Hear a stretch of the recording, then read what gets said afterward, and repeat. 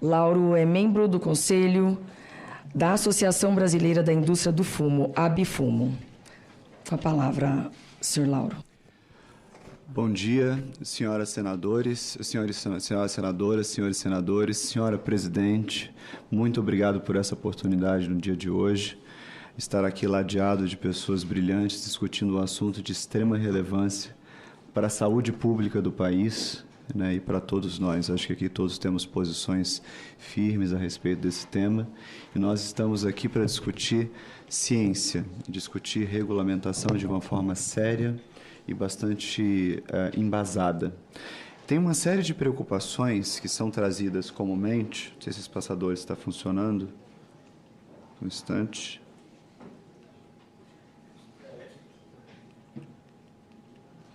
Agora foi. Obrigado.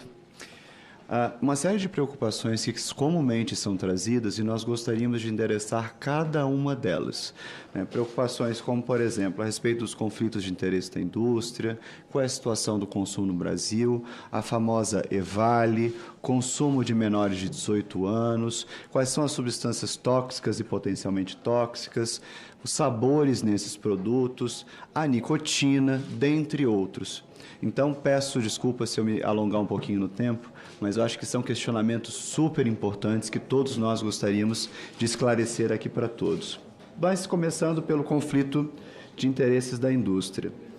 Esse pointer aqui está um pouco falho, mil perdões. Bom, conflitos de interesse da indústria. Quando se fala de provas científicas, bom, a Conferência das Partes da Convenção Quadro para Controle do Tabaco, em 2014, ao se debruçar sobre esse assunto, decidiu sobre Electronic Nicotine Delivery Systems, traduzindo para o português os famosos vapes, que a regulamentação dos dispositivos eletrônicos é uma condição prévia necessária para estabelecer uma base científica para julgar os efeitos de seu uso, e disse que cabe à indústria provar cientificamente as suas alegações. Então, nesta posição é que nós entendemos que temos, sim, uma contribuição relevante para dar para esse debate, e por esse motivo nós estamos aqui trazendo as nossas contribuições. A situação do consumo no Brasil, como está hoje? Bom, hoje no Brasil, de adultos, são 2,2 milhões de adultos que são consumidores regulares. Quem faz essa pesquisa é o IPEC, uma instituição insuspeita com mais de 60 mil adultos em 190 municípios brasileiros. Isso é pesquisa presencial, não uma pesquisa apenas por amostragem, por telefone, qualquer coisa similar. Presencial com 60 mil pessoas. E ela faz essa pesquisa há 4 anos. Há 4 anos, esse número quadruplicou. A gente chegou, no começo, a cerca de 500 mil pessoas e hoje são 2,2 milhões de adultos consumindo esses produtos irregularmente. 100% ilegais. 5,9 milhões de adultos fumantes já experimentaram esses produtos no Brasil. É um contingente massivo de consumidores que estão buscando esses produtos 100% na ilegalidade, sem saber de onde esse produto está vindo, o que eles estão consumindo e que tipo de substância tem dentro desses produtos. Então, hoje o dado concreto é: os consumidores já fizeram a sua escolha.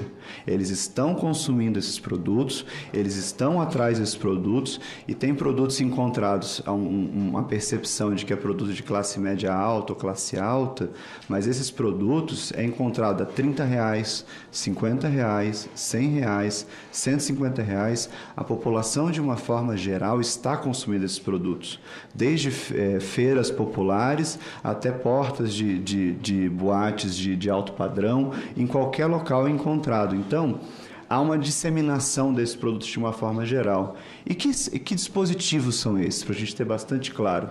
A gente tem os vaporizadores, o de sistema aberto, em que se permite a manipulação diretamente pelo consumidor desses líquidos, e o de sistema fechado, em que você tem cápsulas que normalmente você pode substituir com líquido, que é lacrado, inviolável, para que o consumidor não possa manipular, que você tenha um controle sanitário maior, pode ser descartável, pode ser a cápsula descartável, o dispositivo inteiramente descartável, e você tem os produtos de tabaco aquecido, que é uma barra de tabaco, que ele é aquecida, mas não ao ponto de queimá-la como no cigarro combustível, diminuindo substancialmente a formação de substâncias tóxicas ou potencialmente tóxicas.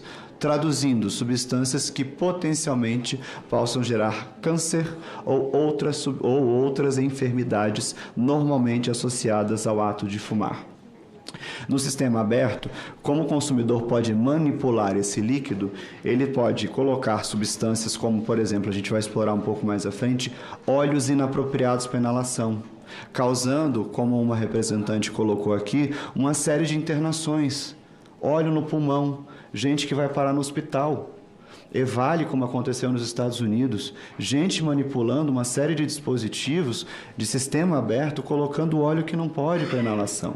Por isso a regulamentação é importante, para definir o que pode e o que não pode ser inalado. Países avançados como a Alemanha, por exemplo, definem uma série de líquidos que não são próprios para inalação. E você tem que dizer muito claramente o que o consumidor pode e não pode consumir dentro do risco já admitido para o produto. E o sistema fechado, obviamente, prevê isso muito mais claramente. Para benefício do tempo, aqui avançando um pouco do funcionamento do produto, avaliações independentes sobre redução de risco. Bom, sobre avaliações de redução de risco, vamos lá. O governo inglês já se manifestou sobre esse assunto diversas vezes e foi mencionado aqui por algumas pessoas que não há comprovação. O maior estudo e a maior revisão científica feita sobre esse assunto foi publicado em setembro de 2022. Em termos de ciência, isso é recentíssimo. Setembro de 2022, com mais de 400 estudos científicos. E esses mais de 400 estudos científicos chegaram à seguinte conclusão: esses produtos apresentam 95% menos risco do que continuar fumando cigarros convencionais. Eles não são isentos de risco. Não são isentos de risco. Agora, são 95% menos arriscados do que continuar fumando cigarros convencionais, ou representam apenas uma fração de riscos. Mas não é apenas o governo inglês que diz isso. O Ministério da Saúde do Canadá diz a mesma coisa no seu site. Isso aqui é acessado em setembro de 2023. O Ministério da Saúde do Canadá diz: se você não para de fumar com as terapias tradicionais para a cessação do tabagismo, opte por cigarros eletrônicos, porque eles, regulamentados, oferecem menos risco do que você continuar fumando cigarros convencionais. Os Estados Unidos, quando aprovam um produto, dizem a mesma coisa no seu Ministério da Saúde, que é o FDA, homólogo da Anvisa igualmente, aprovam um vaporizador lá, um vape, diz o seguinte: aprovo porque é apropriado para a proteção da saúde pública. Quando eles aprovam um produto tabaco aquecido, eles dizem: aprovo porque reduz a exposição a produtos químicos substanciais ou prejudiciais e apenas se os consumidores migrarem completamente do cigarro convencional para essas alternativas de menor risco.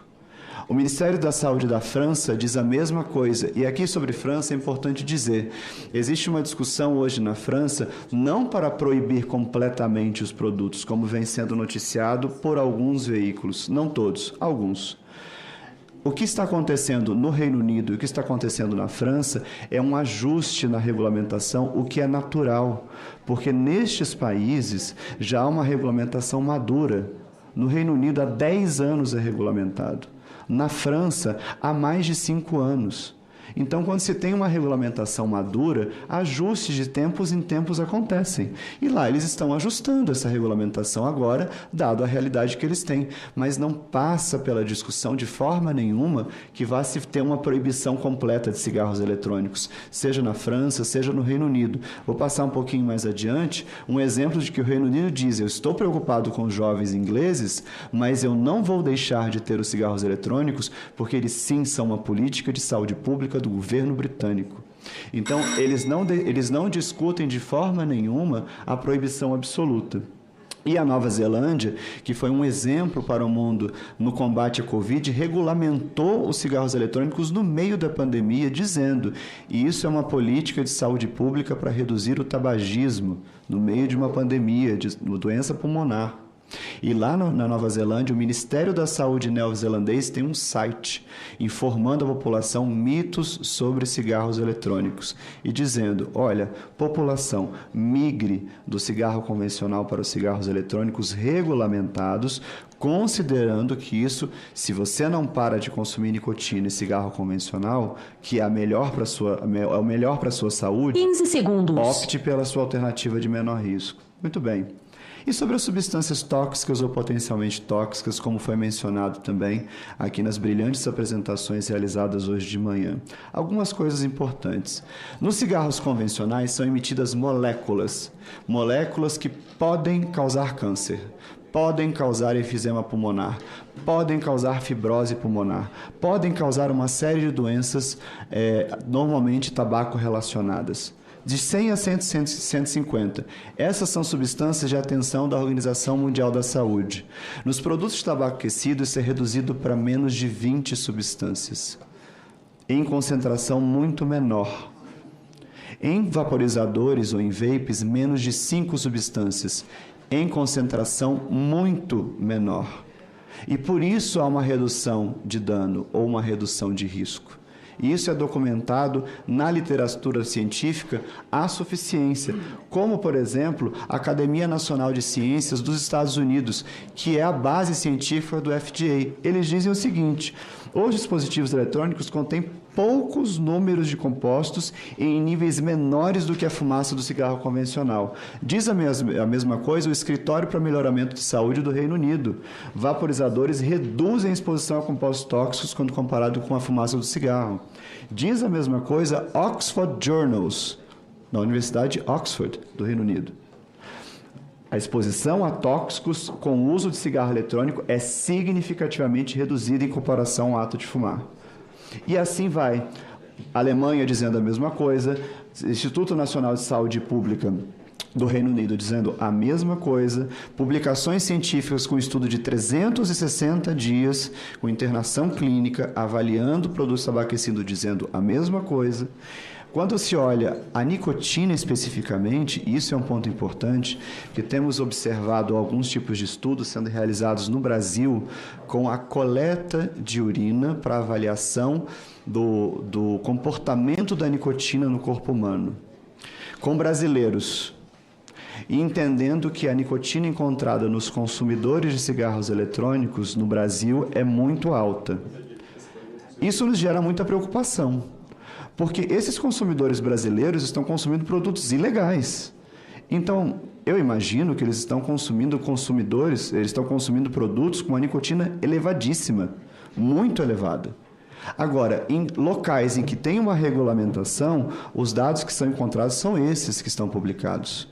A coleta de urina, que é o método utilizado para fazer a avaliação, encontra uma diminuição de quase 40% na nicotina no corpo humano, nos cigarros eletrônicos, quando comparado com um fumante de cigarro tradicional. Mas desde que se tenha uma regra. Agora, se fizer um teste com coleta de urina na população brasileira, naturalmente se encontrará uma concentração muito maior, porque são produtos ilegais. Quando se trata, por exemplo, de metais, que é uma preocupação muito legítima, tem uma lista de metais aqui que são listados, e você veja, né, chumbo, por exemplo, tem efeitos neurológicos muito preocupantes. Foram feitos estudos sobre a concentração de metais entre consumidores. Rapidamente, claro. Presidente, só para... Sim, senhor. Porque nós temos horário, né? Muitos colegas têm voo, eu também, e só para a gente obedecer o tempo. Claro. Senão fica desequilibrado. Não, é que a gente dá o tempo e também permite que a pessoa conclua ou tenha uma certa flexibilidade, como eu estou tendo com todos, senador. Não, sim, tranquilo, só saber qual é a tolerância para a gente se programar. A tolerância é dentro do razoável, fique tranquilo. Por favor. Obrigado, senadora. Obrigado, senador. Quando se olha os metais, por exemplo, como chumbo, que pode causar efeitos neurológicos severos, a comparação entre consumidores de cigarros eletrônicos e não fumantes é de equivalência, ou seja, entre não fumantes e consumidores de cigarros eletrônicos não há retenção observada. Então, se vê que também essa comparação de metais é extremamente relevante do ponto de vista científico pelos dados apontados. Quando se olha tóxicos voláteis, como os carcinogênicos, ou seja, qual é a probabilidade de alguém desenvolver câncer? E aí entra uma questão toxicológica. A exposição, qualquer substância pode causar algum tipo de mal, até mesmo água. Se consumida em excesso, pode causar algum tipo de mal. Agora, tudo depende do grau de exposição, e isso aumenta a probabilidade. Como essas substâncias que normalmente são encontradas no cigarro convencional, em bebidas alcoólicas, algumas delas, se você diminui a exposição, você diminui a probabilidade de câncer. E é isso que esses estudos mostram. Os estudos feitos em países regulamentados mostram que houve uma redução substancial na exposição a substâncias potencialmente carcinogênicas. Avançando, propileno glicol e glicerol, que é uma preocupação muito recorrente. Disse aqui que propileno glicol e glicerol, por exemplo, são seguros para inalação. Apesar de efeitos leves de irritação, eles são seguros para inalação. Alguns dados mencionados são de 2014, em apresentações anteriores. Esse estudo é de 2019, ou seja, posterior, e que fez essa avaliação. Quando se trata de comprovação de que esses cigarros eletrônicos são eficientes para a cessação, trago um dado aqui do Cochrane. Cochrane é uma instituição de saúde pública mundial independente, sem conflito de interesse, com mais de 50 mil pesquisadores ao redor do mundo, de 190 países, incluindo brasileiros. E eles fizeram uma revisão de mais de 300 estudos com mais de 150 indivíduos e chegaram à seguinte conclusão em 13 de setembro de 2023, ou seja, 2 semanas atrás. Alto nível de certeza que os cigarros eletrônicos são eficientes para a cessação no fumar o cigarro convencional. E dizem, inclusive, nesse mesmo estudo, que ele é comparável, embora cigarro eletrônico não seja um dispositivo médico, que é comparável, inclusive, a bupropiona e vareniclina. Diga-se, o Escritório de Estatística do Reino Unido, que com a introdução do cigarro eletrônico, caiu o número de tabagismo no Reino Unido em 35% em 10 anos. Diga-se, de 3 países, os Estados Unidos, Inglaterra e Japão, que a curva de queda de tabagismo versus a subida de vaping é comparável, ou seja, a percepção de que é uma porta de entrada e de que é uso dual, ou seja, que as pessoas continuam fumando e consumindo vaping, na curva populacional total não mostra correspondência. Ou seja, quando se introduz o vaping, a tendência é que as pessoas deixem de fumar e migrem para uma alternativa de menor risco. Quando se observa EVALI, que é uma preocupação muito recorrente, EVALI. O que aconteceu na EVALI nos Estados Unidos? Era um consumo de cigarros encontrados no mercado ilegal com manipulação de líquido utilizando acetato de vitamina E, que é encontrado dentro do óleo de girassol, para diluir THC, tetraidrocanabidiol, encontrado na maconha. E eles estavam usando produtos de mercado ilegal. Depois disso, o que os Estados Unidos fizeram? Regulamentaram. E aí, todos esses produtos foram tirados do mercado. E agora eles têm uma regra. E essa regra permite com que eles tenham controle. Foi um surto que foi controlado. Hoje, no Brasil, as pessoas estão adoecendo, como a gente vê as notícias. E isso é importante. Sabores, que é uma preocupação que sempre se tem muito. Sabores, se proibidos nesses países, Estados Unidos, Canadá e Reino Unido, se observa, 50% buscariam uma forma alternativa, seja adulteração, seja mercado ilícito, cerca de 17% voltariam a fumar cigarros convencionais. Nos países nórdicos, Suécia, Holanda e Bélgica, 90% voltariam para o consumo de cigarro convencional. Consumo de menores de 18 anos, importantíssimo. Na Inglaterra, 11,6% experimentaram, adolescentes experimentaram cigarros eletrônicos. Lá, o governo inglês vai fazer ajustes na regulamentação. Aqui no Brasil, o dado da Pesquisa Nacional de Saúde Escolar do IBGE, Pesquisa Nacional de Saúde Escolar do IBGE de 2019, 4 anos atrás. Senhor Lauro, só um minutinho. Está muito rica realmente a sua apresentação. A minha preocupação é com os horários e faltam alguns slides, e não são poucos. Eu só gostaria que se o senhor pudesse só concluir, as informações são realmente muito importantes, dada a nossa preocupação. E principalmente, senador Girão, quando a gente tem a indústria responsável por aquilo que está sendo comercializado, eu, na condição de advogado, eu sempre quero saber quem que eu vou processar. Desculpa, mas eu precisava colocar isso. É igual aquela questão do Telegram, que no Brasil a gente não sabe quem vai processar. Então, nós temos que ter, no atual momento, a falta de regulamentação, infelizmente, beneficia o crime, as milícias. Nós temos que discutir isso. Então, eu até deixei o senhor falar, porque eu estava com dúvidas sobre esse Vale. Então, já vai economizar tempo. Se o senhor puder, e aí o senhor disponibiliza isso para todos nós, por favor, porque nós queremos sim. E o que me interessou aqui são as fontes.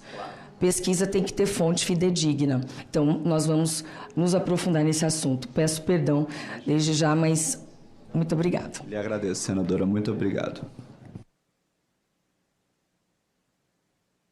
Vou para a conclusão, então. Em relação ao consumo de jovens, só para marcar esse ponto final, e vou para a conclusão da apresentação. Na verdade, no Brasil hoje, a gente tem um consumo de 16,8% dos adolescentes já experimentaram cigarros eletrônicos. Isso é Pesquisa Nacional de Saúde Escolar do IBGE, publicado em 2019. 22,7% dos adolescentes de 16 a 17 anos num cenário de proibição. Se a proibição estivesse funcionando para proteger os adolescentes, a gente não teria esses números. Então, a gente precisa de uma regulamentação e de uma campanha para impedir que os jovens acessem esses produtos. E, by the way, os sabores também precisam ser regulamentados, porque ninguém aqui quer sabor de chocolate, ninguém quer sabor de algodão doce, ninguém quer produto de formato de ursinho de pelúcia, ou formato de, como foi mostrado numa apresentação, formato de cartoon ou qualquer coisa parecida. São produtos para adultos, e para adultos têm que ser regulamentados. Indo para a conclusão, importantíssimo, tem uma série de outros dados aqui importantes de serem passados, mas para benefício do tempo. O que significa uma regulamentação adequada, né?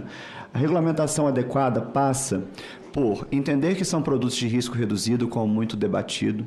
Segundo, proibição para menores de 18 anos, e vale dizer, hoje, pelo Estatuto da Criança e do Adolescente, é crime entregar um produto que pode causar dependência física ou química para menores de 18 anos. E essa lei tem que ser aplicada.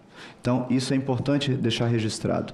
Padrões de produto, para que o produto não exploda, para que o produto não cause vazamento ou qualquer outro tipo de risco adicional. Limite de nicotina, porque hoje no Brasil os produtos não têm limite de nicotina no mercado legal. Ao redor do mundo, as regulamentações, melhores regulamentações, colocam limite de nicotina. Vaporizador, sistema fechado, para que a autoridade sanitária tenha controle. Por fim, lista negativa, para que a gente saiba exatamente que substâncias estão sendo colocadas e óleos inapropriados para inalação não sejam adicionados. Informação e educação, porque as pessoas precisam saber o que elas estão consumindo, o risco que elas estão assumindo, e na preocupação da doutora Vera, que comentou, educação para que os menores de 18 anos não tenham acesso a esse produto, que é super importante. Obrigado. Muito obrigado, senhora senadora. Obrigado, senhores senadores. Obrigada, senhor Lauro.